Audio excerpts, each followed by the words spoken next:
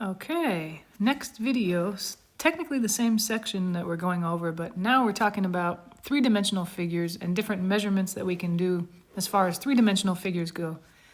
So let's just talk about the definitions here, and then we'll see the differences between them and talk a little more about them. First definition, the volume of a solid is the measure of the space inside the figure. So yeah, imagine, well, we'll talk about the examples down here at the bottom, but what happened to this? Okay, that's fine.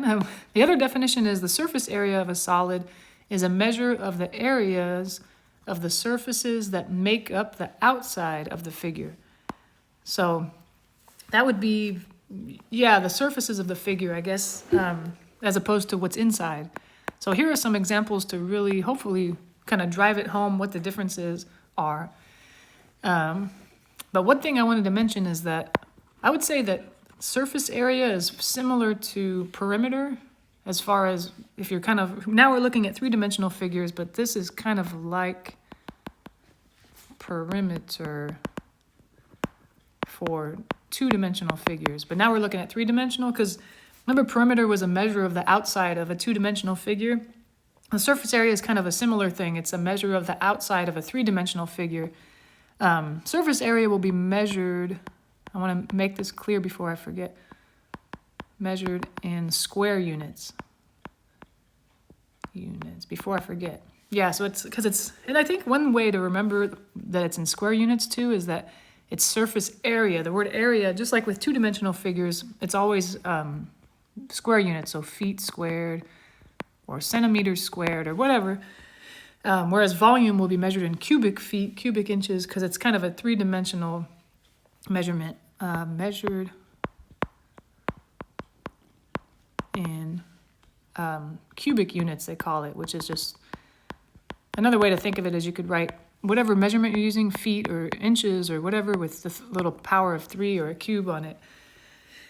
And I think kind of the reasoning for it is surface area really is a measurement of a two-dimensional object.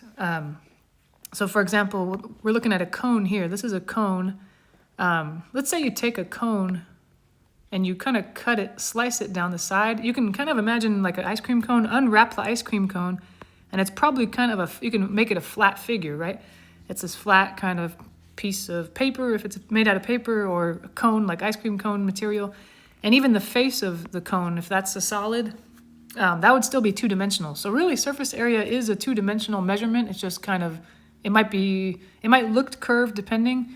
And then same thing with this figure over here, this cylinder. I can imagine cutting it somewhere. Let's see, like if I slice, I don't know, a can of soda down from top to bottom, I can unroll it, the metal, and make just a sheet of metal.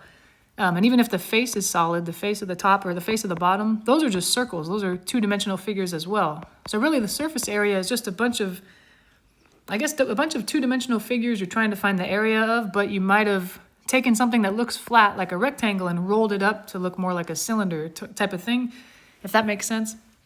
Hopefully. So that's why it's a two-dimensional figure. And it's measured in square units, whereas volume is a measure of what's inside, it's three-dimensional. So anyway, I probably kind of talked about that a little too much. Sorry about that. But let's see. How about this note kind of helps me think of it. The difference between volume and surface area is sometimes confusing. Imagine an ice cream cone filled with ice cream. So that's kind of my terrible art down here that I made on the computer.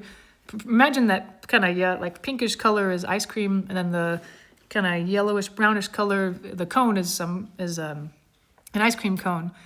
The volume of the cone would measure how much ice cream is contained within the cone, because it's a measure of what's inside, while the surface area would measure how much of the cone you have, because it's a measure of the outer part.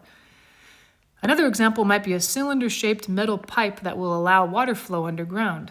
The volume of the pipe would measure how much water can be contained in the pipe, while the surface area would measure how, I think I got cut off here, I should say how much metal, because I guess in this example we're talking about a metal pipe, how much metal is needed to create the pipe. So yeah, if a metal pipe filled with water, the inner part, the volume is containing water, And the outer part is the actual metal. That would be a surface area measurement. So kind of similar. It's like we're bumping up from 2 dimensions where we had two measurements. One was perimeter, one was surface area. We're bumping that up to 3 dimensions, and there's still a similar thing going on. There's 2 measurements. One is kind of in the dimension you're in. Here, volume is a 3-dimensional thing. We're finding a 3-dimensional measurement of a 3-dimensional object. But surface area is kind of a 2-dimensional measurement of a 3-dimensional object. It's kind of confusing, but nonetheless, we can look at the formulas here. There aren't as many, luckily. Perimeter and area had a lot of different figures, but now we're only going to focus on these 5. Probably in real life or in other situations, you might see more than just 5 figures that you might be interested in finding the volume or the surface area of, but for our purposes, we're just going to stick with these 5 guys. We got a rectangular solid, or just imagine a box. So it's kind of like taking a rectangle and bumping it up to 3 dimensions. And the measurements, let me kind of zoom in on this guy so you can see it better. The measurements are length and width and height. And there's 3 dimensions. It doesn't really matter which one you label which, but I usually measure length horizontally. I don't know why. It doesn't really matter. And of course, height sounds like it's vertical. And then the 3rd dimension, it looks like it's kind of the depth of this box or whatever it is, would be this. But of course, if you mix those 3 up, it doesn't matter.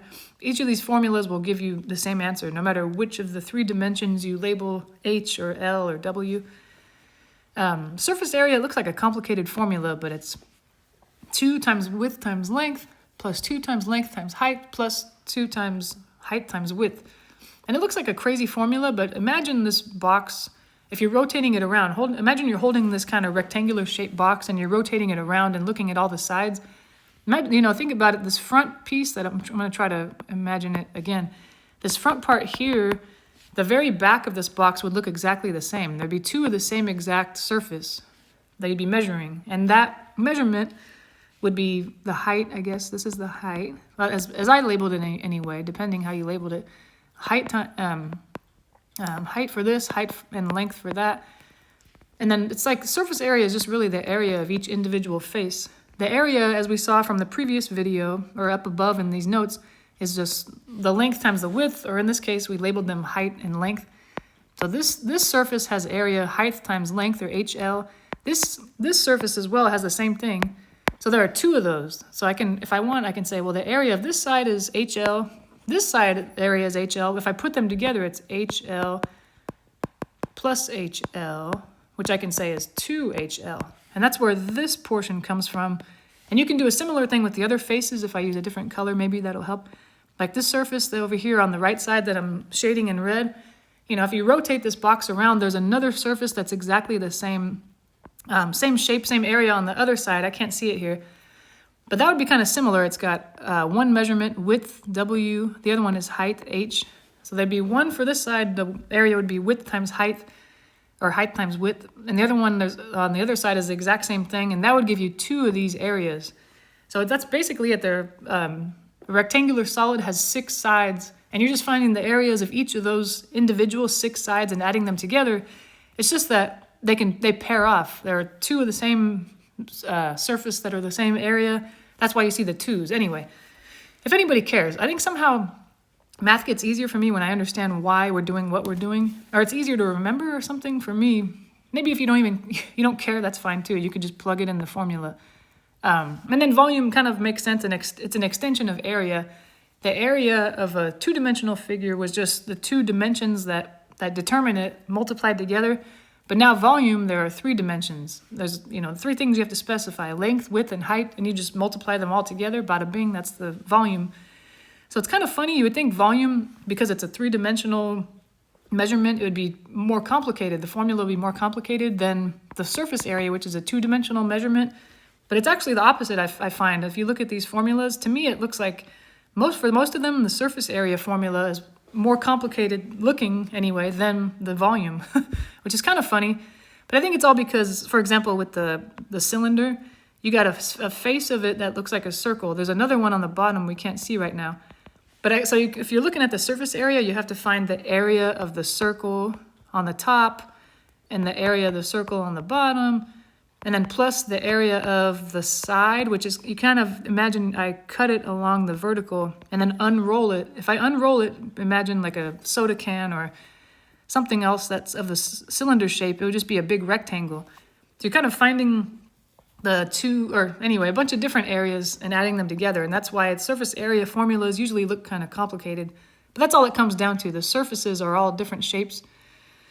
So, but don't worry, you don't have to memorize these formulas. They'll all be here, on the exam and stuff. So as long as you know how to use them, that's what matters. And what is H, what is L, what is W, and all that. So okay, that looks good. The next shape is a cube, which is just like a rectangular solid, but all the sides are the same, kind of like a rectangle versus a square. So the height of this cube is S, the width is S, and then the depth or the length is S. So it's really the same formula as the volume of a rectangular solid. What did they show it as? L, W, H. But L, W, and H are all S. S times S times S. So, oh wait, this was volume, I'm sorry. Come on. So that's why volume it's simplified in this cube to S times S times S, or S cubed. Yeah, and then surface area, because there are 6 sides of this cube, and they're all the area S times S. That's pretty much one face of this cube has area S times S, or S squared, and there are 6 of them, which is why it's 6. Anyway, so I don't want to go over it too much. It's too much. We're getting too in the weeds here, but these are the formulas. And of course, like I mentioned with area, anytime you have something round, either a circle or a ellipse involved, there's always going to be pi. So of course, a cylinder, 2 of the faces are round or circles, so there's a pi in the formula for surface area and a pi in the formula for volume. So keep that in mind. On those types, you might be asked first to keep pi exact, so your answer should contain pi. That would be the exact answer, but it might ask for an approximation, so you would replace pi with 3.14. And then similar for cone, of course, cone has it only has one face that's a circle, but still that would mean pi is involved, of course. He's always in there when something round is around. No pun intended. And then a sphere, of course, is super round. A sphere is like a ball-shaped. It's not like just one surface of it is round. The whole thing that's the most round shape there ever is in 3 dimensions. And then this formula, I remember as a student learning this formula, I said 4/3 pi r cubed. I mean, I guess the cube makes sense. It's a third power because we're in 3 dimensions, yeah. And then the pi's there because of, it's a circle, or it's like circular. But what the heck with the 4/3? That's kind of blowing my mind. Why is that there? Anyway, I never really looked into it too much, but you figure out if you take calculus why that 4/3 is there, which is that kind of blew my mind. I was like, I finally know why that guy's there. It's so cool. Anyway, only a nerd would think that's cool, huh? Anyway, so let's just put it to work, okay. But like I said, I think this could be overwhelming. You're like, oh my gosh, there's so many formulas. But just remember, you just go find the ones you want. No need to memorize them. You'll have the formulas given. I guess main thing is identify what you're looking at. What is this? This is a sphere. Not that you really have to know the names, but I just want to be able to go back and look at which formulas do I need? Okay, the very bottom row of that table containing all the formulas was a sphere. So I'm going to grab, I think in these problems they want both surface area. So I'm going to go write that down as well as volume. Okay, And then I'll just make sure, do I have everything I need to use this formula? I'm supposed to just figure out what this is, 4 pi r squared, and then figure out what this is, 4/3 pi r cubed. Okay, so really the only variable is r. I need to figure out what r is, and it's labeled there. It's not very nice, it's not fancy, but it's there, 6 feet, so here r is 6 feet. That's what it's supposed to say. It's probably hard to read. So that's really all I have to do is take each of those formulas there that I highlighted in yellow and replace r with 6, and that's it. And you notice it doesn't specify whether they want it exact or not. So maybe I'll do both, but on the exam it should say, I want an exact answer, or approximate it using 3.14 for pi, or maybe you want both like we saw with the last video. All right, I'm just going to focus on one of these first. Surface area is 4 pi r squared, okay. Sounds good, 4 pi, but r in this case is 6 feet squared. Yeah, and then like I mentioned with the previous videos, or the previous video, you don't really need to memorize maybe necessarily what kind of units the answer is going to have. I mean, surface area is always in square units, but you can kind of tell I'm squaring the units here because that's part of the formula. So it's going to be in square feet squared. Let's see. Definitely got to use order of operations. If you remember, order of operations looks like PEMDAS. And if you're not familiar with that, it's PEMDAS, and it just tells you if you have a bunch of operations that you need to do, what order to do them in. So the first one is parentheses. Anything in the parentheses that, if there's any math to do, adding or subtracting or raising to a power or anything, you would do that first. I do have parentheses here, but they're not really indicating any math inside. There's nothing to do inside, so I'm kind of going to move on. I don't need to worry about that. Now, exponent. There is an exponent. I should take care of that first before I do any multiplying or dividing.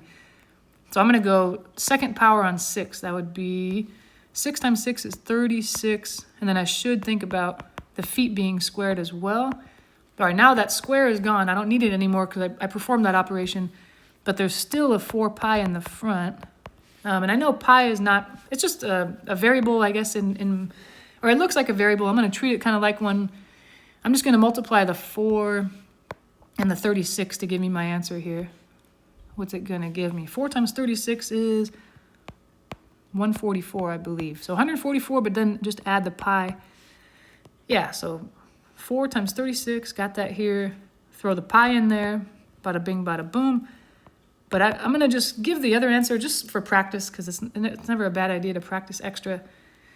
Yeah, they didn't specify what they want here, but I'm going to say pi is about 3.14. So what I want here is 144 times 3.14. That's going to be my approximation. Approximately, it should be squiggly equal sign because it's not exactly right. 3.14 times 144 would be 452.16 square feet, also same units. There we go. All right, looks good. Now that I used all my room just for surface area, I didn't leave myself any room for volume calculation. That's okay. I should have probably saved some room. Oh well, I'll try to, on the exams, I'll try to give extra room just in case you write big like me. I'm gonna grab, maybe I can always erase this later, huh? Grab this volume formula and bring it down here and kind of work on it down here. And then as I need that space, I'll move it 4/3 pi r cubed. Just kind of, I know once in a while, if I'm just even copying a formula from one place to another, I might mix up the powers. Like here I'm using the volume formula that has a 3rd power, but I was just writing a formula that has a 2nd power, so I might accidentally write a 2 here. That's one of the challenges too, is just be careful of copying a formula. Don't write the wrong thing, I guess. I know that sounds silly. Okay, I'm going to rewrite this formula, but I'm replacing r with, we're still talking about the same sphere, so it's still 6 feet. But you'll notice now the feet are going to be cubed, so I'm going to have cubic feet at the end. Oh, Lord, here we go. 4/3 pi, and now I'm going to, kind of the parentheses thing. There's nothing to do in parentheses. PEMDAS says the next thing is exponent. 6 multiplied by itself 3 times. 6 times 6 times 6. 6. That would be 36 times 6. Oh, man. I should remember that. I think it's, 216. And then I've got feet to the 3rd power. Oh, man. And then, of course, a fraction. Why do they have to throw a fraction in there? Volume. I'm just going to stick the 216 next to the 4/3 because really I've got 4/3 times pi times 216. It's just 3 things multiplied together, which means I can kind of put them in any order I want. I'm shoving the pi off to the right side because I'm not really doing much math with that guy. It's not, nothing really interesting. Okay. Now to multiply these, or to divide these, I'm going to put this whole number over 1 and see if 3 can go into 216. I think it can, 72 times. Wait, is that right? Let me check, just to be safe. Sometimes I'll be so sure, and then I'll say, wait, what the heck was I thinking? All right. So now the denominators are both 1. That means it's just going to be a whole number of 4 multiplied by 72. That would be 288, I believe. And then, of course, pi is still in the mix. Cubic feet. There we go. So that's what I want. I'm going to write that up here in our volume. The answer area, 288 pi cubic feet. But I should, I guess, say what that would be if pi was 3.14. So I'm going to go down here and replace pi with 3.14 and see what that becomes. What was it? 288 multiplied by 3.14, and I get 904.32 cubic feet. So kind of depending what they want. They didn't specify. But yeah, that sounds good. Okay. And I think there's these problems, like I mentioned before, there's not really a way to check your answer. It's kind of tricky. You just pretty much have to do the calculation again. Maybe one thing would be make sure that you actually have the radius, because what if they had said, oh, the sphere, the whole diameter is 6, like from the very left side to the very right side, and I might have just blindly plugged in 6 for the radius, but this would be diameter, so I got to take half of that for the radius. So stuff like that, little details, maybe make sure, was that really the measurement I wanted, radius or whatever it is. Phew, that was fun. Now we'll try it for, this looks like a cube. I think it's supposed to be, yeah. It's hard to tell exactly, but I think this very terrible type is supposed to show that it's all the same, the depth. So it's a cube. And then the surface area, if I look back at the formulas, was 6s squared, but where s is the length of one of the sides, and then the volume is s to the third.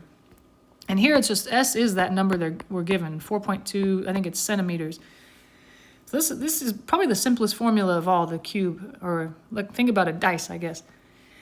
Okay, so I just replace s in each formula with 4.2. I guess I should put 4.2 centimeters. 4.2 centimeters. That helps me remember what, I guess, units I'm going to get in the end. And then, just like we mentioned before, exponent comes before multiply. So in this case, I cannot multiply the 6 by the 4.2 yet. I have to raise to the second power first. You always compute exponents before multiplying or dividing. That always comes last, as long as there's an exponent involved.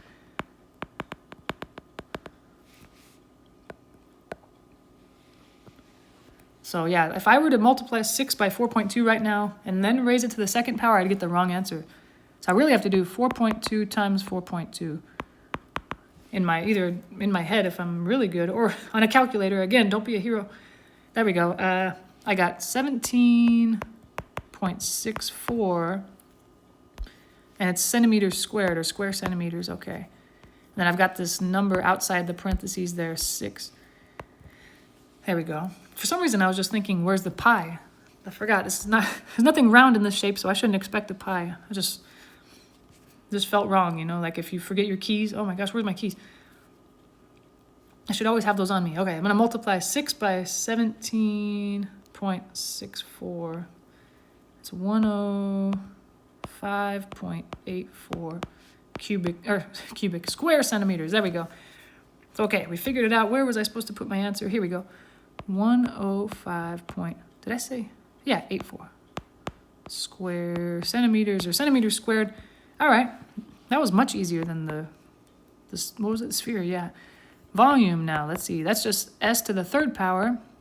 And even though this seemed like a terrible problem because I was given it a decimal, it's not that bad, as long as I got my calculator handy. So I have to raise 4.2 to the third power. That really means 4.2 multiplied by 4.2 multiplied by 4.2 again. 4.2 times 4.2 times 4.2 is 74.088. And I'm cubing the centimeters, so the unit should be cubic centimeters. There we go. Wow, the cube almost seems so easy. I feel like I must have done something wrong. But maybe I'm okay. Yeah, I think I'm okay. Whew. You know what I mean? If something seems so easy, you feel like I had to have done that wrong. There's no way it was that easy. But here we are. Guess we're good. Oh, what the heck? What happened to this? I don't know what happened to these. You know what? I think I made these notes on a Microsoft computer, and now I'm moving to my iPad, and then they're not friends. They don't like each other. Definitely. All right. What was happening with this? You know what? I might have to just...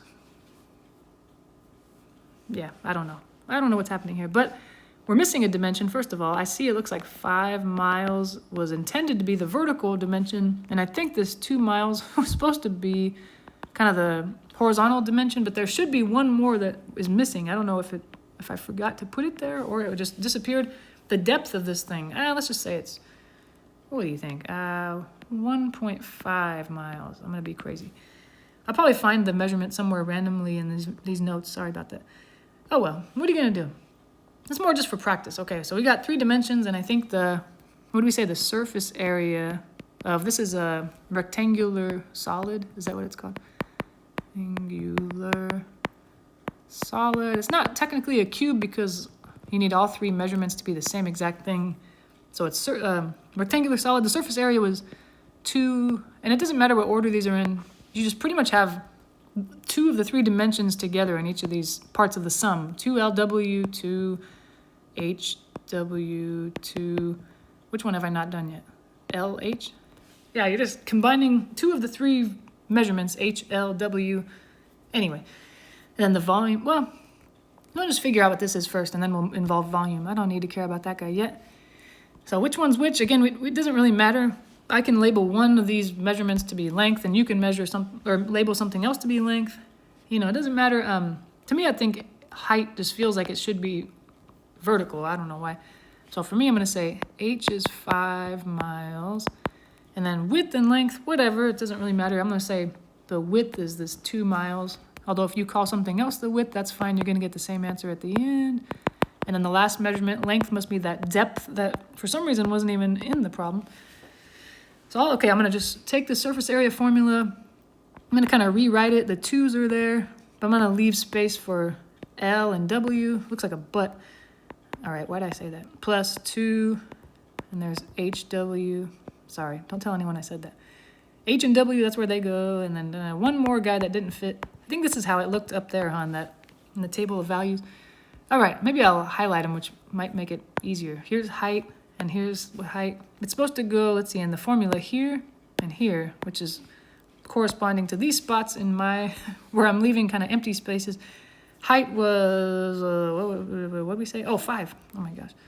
5 miles goes there, 5 miles goes there. Okay, we took care of height. What else do we need? Width. Where do we see him in the formula? He's right here in the first sum, so right there. And he's in the second sum right there. I'll replace him. What was it? What did we say width was? Oh, 2 miles. There we go. You go there, buddy. You go there. All right, all right. And then who's the last guy that we're missing? Length is 1.5. Okay, where is that in the formula? Right next to the first 2 and next to the last 2. So that should be 1.5. 1.5. You're going to go there, buddy, miles. And you're going to go here. Oh, yeah, 1.5. Oh, geez, this is a lot of calculations. Oh. All right, let's see. One thing at a time. Just take your time. No need to do all this at once. If you want to, you can have your calculator calculate this whole thing at once. But I feel like I'm always worried I'll make a mistake when I do that, or the calculator will make a mistake. But 2 multiplied by 1.5 is 3, and it's going to be in square miles because it's a miles times miles, plus now this next part of the sum, 2, and then it's 5 times 2. I can do that in my head.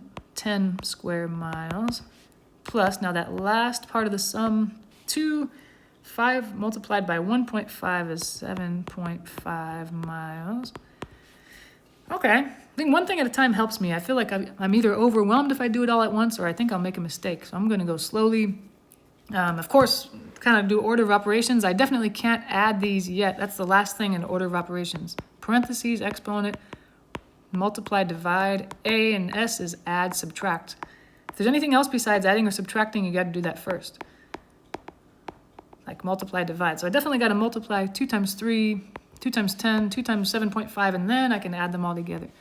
Okay, first of all, 2 times 3 is 6, so I've got 6 square miles plus 2 times 10 is 20 square miles, plus the last one, 2 times 7.5 is 15 square miles. And then now I can just add those all together.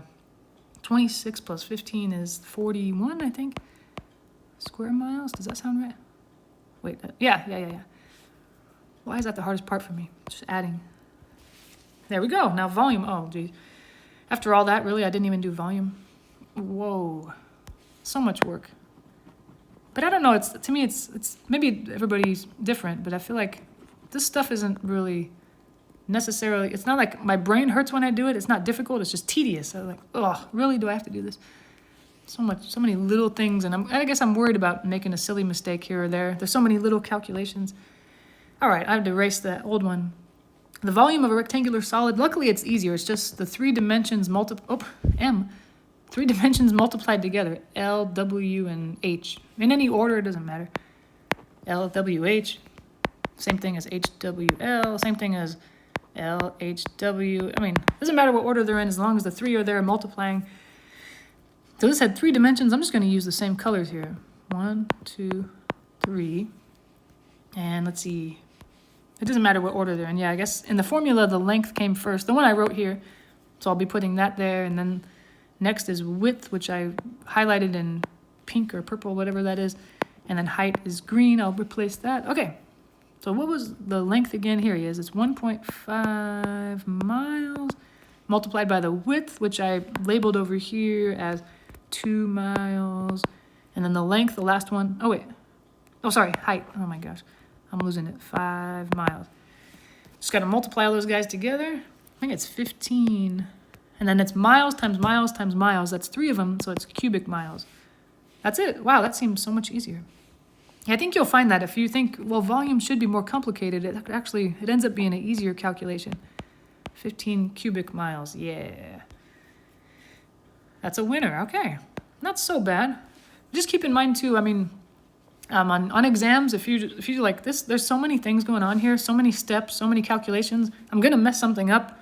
Just keep in mind there's partial credit. It's not like, when I grade your exam, I'm not going to just say, oh, well, they got the problem or the answer wrong, so it's 0 credit. It'll be, okay, the answer's wrong, so I got to mark at least 1 point off. But if you did most of the work right, you get most of the points. So I'll just show a lot of work, and if you make a mistake, it's no big deal. Just as long as you did something right. I think they're supposed to be an M. I guess they're supposed to be measured in the same kind of units, right? 3 meters. I guess M for meters. All right, this is a cone. What do we got for a cone? So those formulas for me are always harder to remember.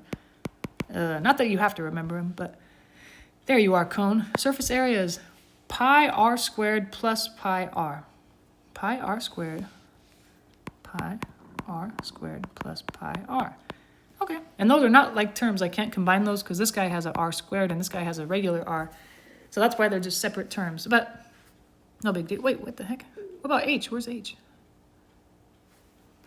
Oh, I think that formula might be messed up. Wait, let me see. I'm going to look back at the book here real quick. Volume of a cone. I think there should be a h in there. I mean, sorry, surface area. Surface area.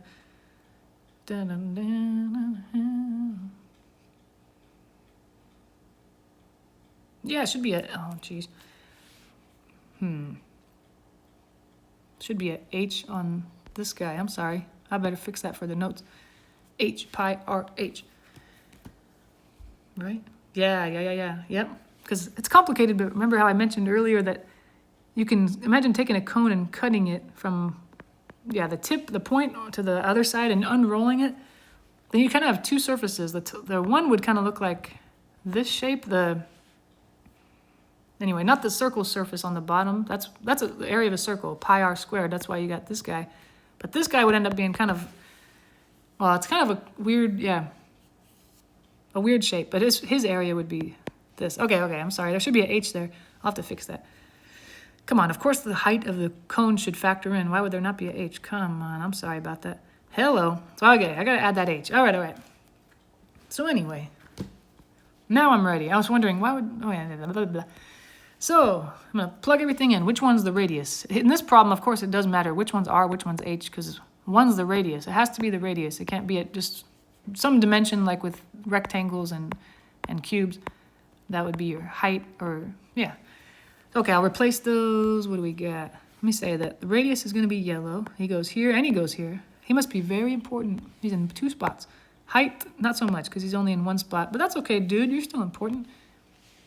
Don't be hard on yourself. Just because pi gets all the attention, r gets all the attention. All right, I'm going to replace r. I'm going to replace r here and h there. Okay. So r is going to go here, and it's going to go here. And then H is going to go here. Okay. I like that. Color code it. It matches.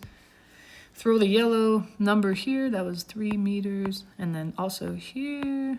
And then the purple pink number should go here, 7.1 meters. Okay. And then I would do this, yeah, like, gotta definitely use the order of operations. Exponent, or parentheses goes first, but there's, I mean, I did put parentheses, but there's no math to do in the parentheses, so I'm gonna move on. Exponent, that should come next. Okay, I'll raise this 3 meters to the second power. That's the only exponent, and then I'll see what to do from there. Pi, okay, 3 squared is 3 times 3, 9. That'll be square meters. Plus, and there's no exponent here, I'm just gonna rewrite it. 3 meters times 7.1 meters, okay.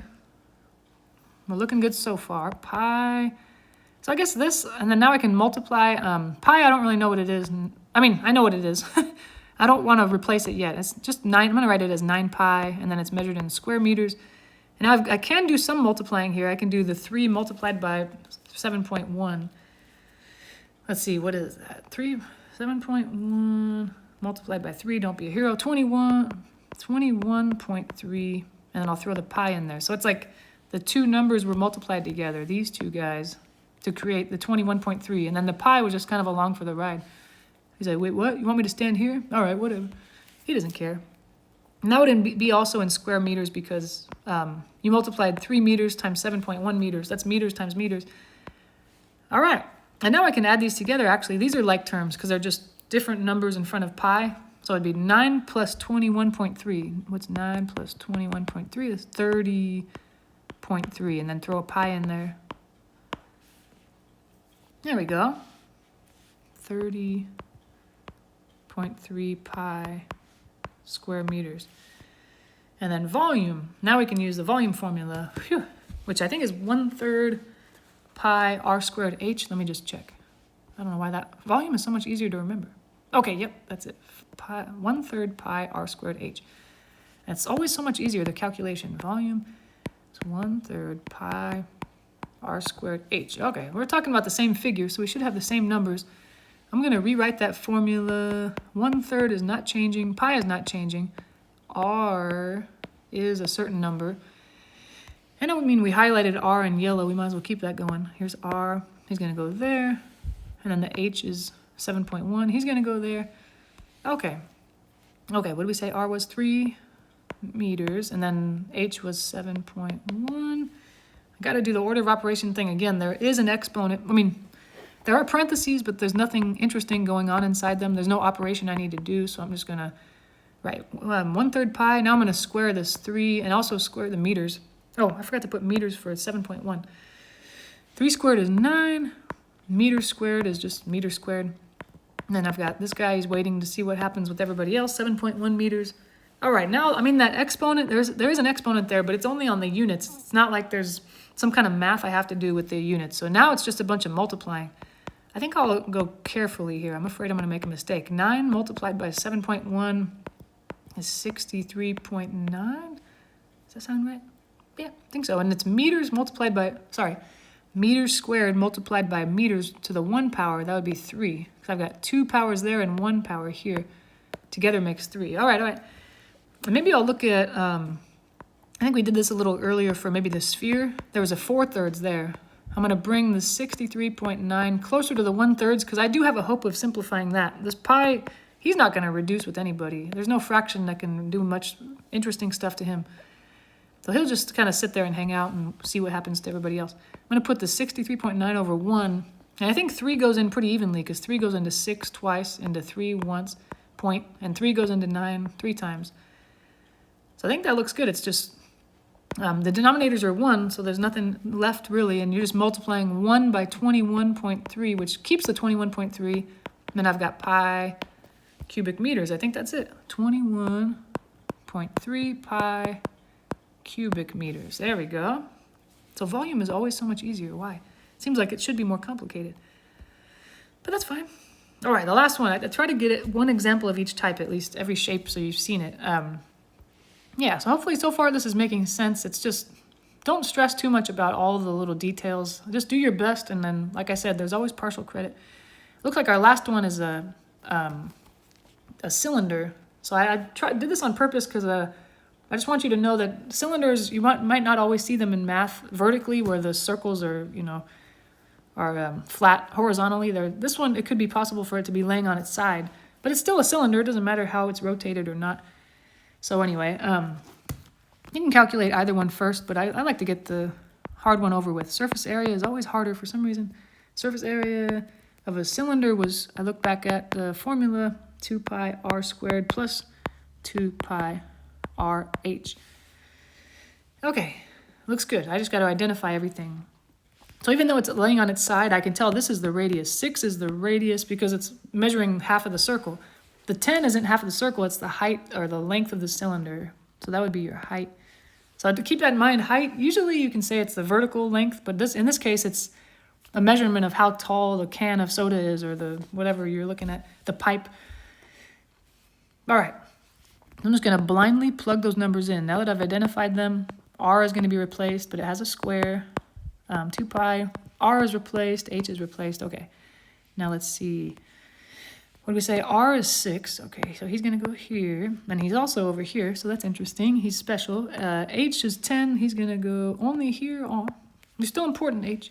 I promise. What do we say? R was 6 feet. He's going to go here. He also goes here. And then what else? 10 is H, so he goes here in feet. I think I filled everything in. All right, now it's just a matter of, if I'm careful, I can do everything good. 2 pi. Got it. Now I need to square the 6. That's my parentheses exponent should be first. 6 times 6 is 36 feet to the second power, so square feet.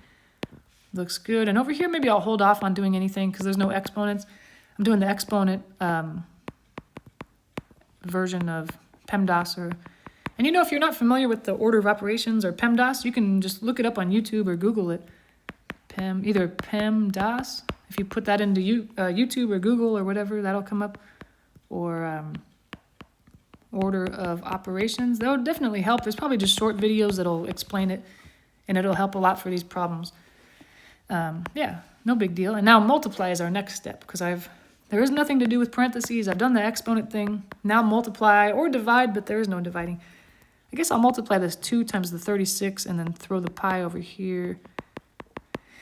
Let's see, 2 times 36 is 72 pi feet squared. Okay, plus, dare I do all this at once? Am I crazy? Yes. 2 times 6 times 10. They're all going to be multiplied together eventually. You might as well do it all at once. 2 times 6 times 10. Well, 2 times 6 is 12. Times 10 is 120.